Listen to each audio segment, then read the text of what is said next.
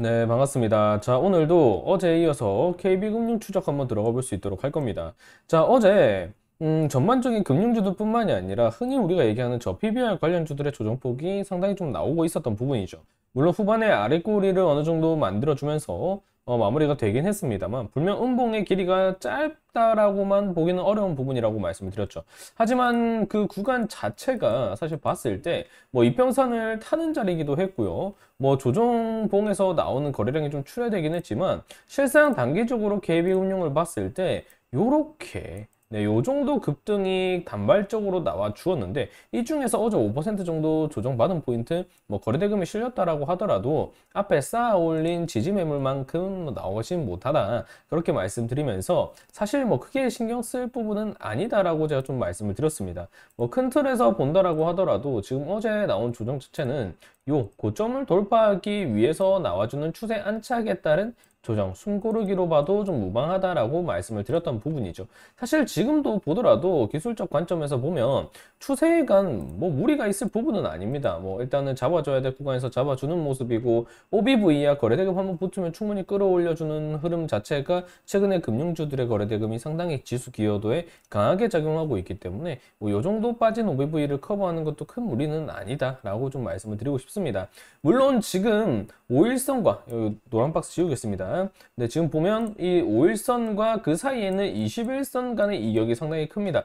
그래서 일단은 5일선을 타고서 가주는 게 뭐 상당히 좀 의미가 있을 부분이 좀 연속적인 주가 방향성에서 매우 중요할 수 있겠지만 사실 여기서 바로 이렇게 가는 그림도 중요하지만 개인적으로 볼 때는 지금 체크드린 요 박스를 벗어나지 않고 구간을 유지해주는 정도의 흐름만 나온다라고 하더라도 지금은 충분하다라고 말씀을 드리고 싶습니다. 요 정도 흐름이 유지되면서 이 박스 내에서 주가가 어느 정도 이탈되지 않고 유지만 해준다라고 하더라도 이 이평선들은 자동으로 따라 올라오는 겁니다. 자동으로 따라 올라오는 부분이기 때문에 그 이격을 최대한 줄여가면서 여기서 지금 박스를 유지를 해주면서 2차 시세점을 2월 달에 정책 기대감이 형성되고 있기 때문에 그 분출 시점 이전까지 가져가는 게 좀 매우 의미 있는 KB금융의 주가 흐름일 수 있다라고 말씀을 드렸던 부분이죠. 자, 이런 단기적인 모멘텀뿐만이 아니라 좀 장기적으로 봤을 때 KB금융의 목표가 포인트를 어느 정도로 둘 수 있을 것인가 하는 부분을 우리가 좀 살펴볼 필요가 있습니다.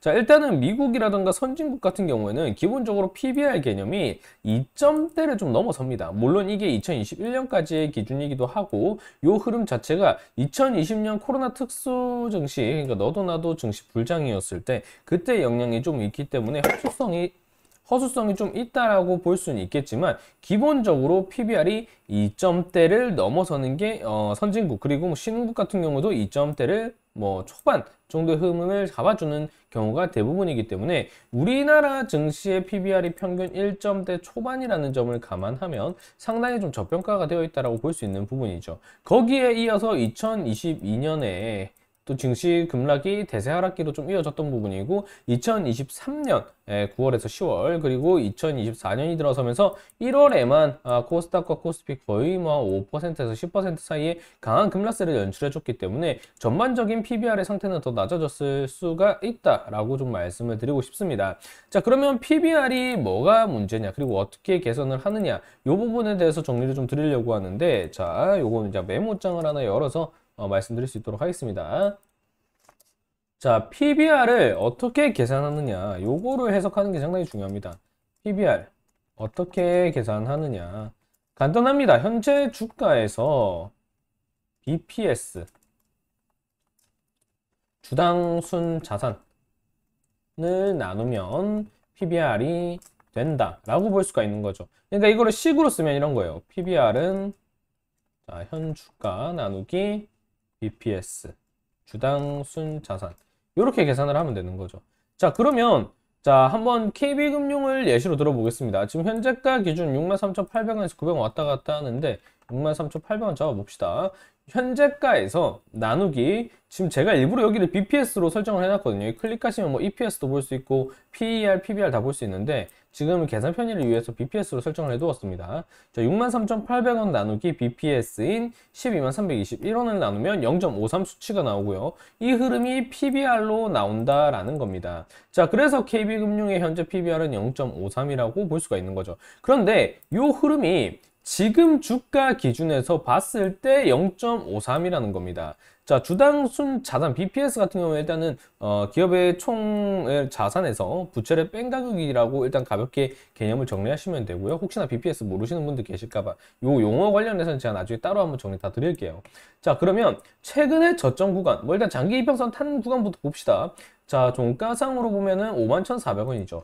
51,400원. 그러니까 BPS 같은 경우에는 최근 결산 분기를 기준으로 하기 때문에 3개월에 한 번씩 바뀐다고 보시면 됩니다. 그렇다 보면 3개월 내인 요 구간을 지금 가격으로 선정을 해서 PBR을 잡아도 전혀 무리가 없다라는 거죠.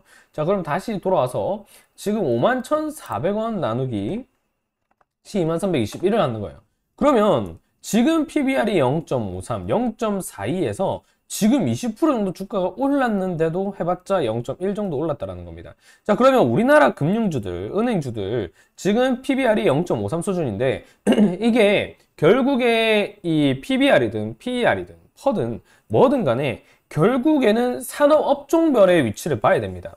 그래서 전반적인 은행주들의 PBR 수준이 어떤가, 이것도 상당히 좀 중요한 화두가 될 수 있는데, 어쨌든 결국 비교 분석을 하는 게 우리나라가 아니라 결국에는 미국 증시 기준이잖아요. 그래서 미국 증시의 현재 은행주들의 PBR 상태는 어떤지를 체크해 볼 필요가 있다라는 거죠. 자, 그러면 대표적인 종목으로 볼 수 있는 뱅크 오브 아메리카 한번 보자고요. 지금 PBR 수준 어떤가요? 1.0이죠. 자, 그러면 뱅크 오브 아메리카와 또 볼 수 있는 게 뭐가 있어요? JP모건 볼 수 있죠. JP모건 PBR 어때요? 1.7로 볼 수 있죠. 자, 이렇게 지금 미국의 은행 대표 종목들로 볼 수 있는 기업들은 평균적으로 PBR이 우리나라보다는 배수로 가져가고 있는 자리라는 겁니다. 결국에 주당순 자산 수준과 이 기업의 가치가 일직선 1.0이 되는 순간이 결국에는 주가의 적정치로 사실은 볼 수 있다는 게 이론적으로 형성이 되어 있다는 거죠. 그런 측면에서 보면 BPS 대비 PBR이 지금 0.53 수준이라고 보면 우리 KB금융 같은 경우는 어때요? 주가가 사실상 적절한 평가 가치 대비 한 반토막 정도는 나 있다라고 볼 수가 있더라라는 거죠. 지금 정부 역시도 저 PBR 개선 정책을 하는 게 결국에 이 KB금융뿐만이 아니라 뭐 현대차라던가 뭐 굴지의 그 기업들이 있잖아요. 전반적으로 좀 1.0 미만으로 떨어지면서 미국 증시 대비 이런 저평가 메리트가 상당히 계속 벌어지면서 계속해서 PBR이 떨어지고 있는 자리이기 때문에 우리 증시 그렇지 않다. 우리 기업들 실적도 좋고 지금 상당히 저평가되어 있는 상태다. 이런 거를 대외적으로 좀 알리면서 외인의 수급이라든가 이런 걸 리턴시키기 위해 지금 저 PBR 개선 정책을 펼치는 부분이기 때문에 사실상 1.0까지를 끌어올리는 거를 목표로 지금 정부가 두고 있다라고 보면 되는 겁니다. 물론 이게 포퓰리즘 정책이 될지 아니면 실제로 실현 가능한 흐름이 될지 그거는 나중에 결과값이 나와봐야 알겠지만 KB금융 같은 경우에는 그럼 지금 주가가 63,700원인데 결국에 BPS와 수렴값을 1.0으로 맞춘다라고 한다면 123,321원까지 올라가야 정상이라는 겁니다. 물론 뭐 이게 절대적인 수치는 아니지만 뭐 JP모건이라던가 뱅크 오브 아메리카라던가 이런 미국 증시 내의 은행주들의 평균 PBR과 비교했을 때 우리 금융주들 역시도 실적이 부족한 게 아니라 꾸준히 상향되고 있고 그 기준에 맞춰서 BPS가 선정된 거기 때문에 1.0까지 좀 기준치로 둬봤을 때 지금 포인트 자체는 뭐 한 47% 정도는 저평가가 되어 있다라고 볼 수가 있다라는 거죠. 자, 그러면 지금부터 저 PBR 개선 정책이 나왔을 때 그러면 PBR이 0.53에서 1.0이 되기 위해서 47%의 주가를 끌어올릴 만한 금융주들의 요인이 있느냐라고 한다면 개인적으로 전 그건 없다라고 봅니다. 냉정하게 봤을 때. 우리나라 증시가 물론 금융주들 같은 경우에 배당 수익률이 사실 미국보다 더 크긴 합니다. 하지만 그 부분은 결국에 미국 은행주들 같은 경우는 장기 성장성이 있잖아요. 근데 우리 증시 같은 경우는 장기 성장성이 금융주가 인식이 되는 게 아니라 배당주로 인식이 되어 있다는 게 함정인 거예요. 결국에 이렇게 올라가는 부분이라고 한다면 이게 곧 주주 환원이라고 봐야 되죠. 주가가 곧 주주 환원입니다. 하지만 우리나라 금융주들은 어때요? 지금 박스권에 갇혀 있죠.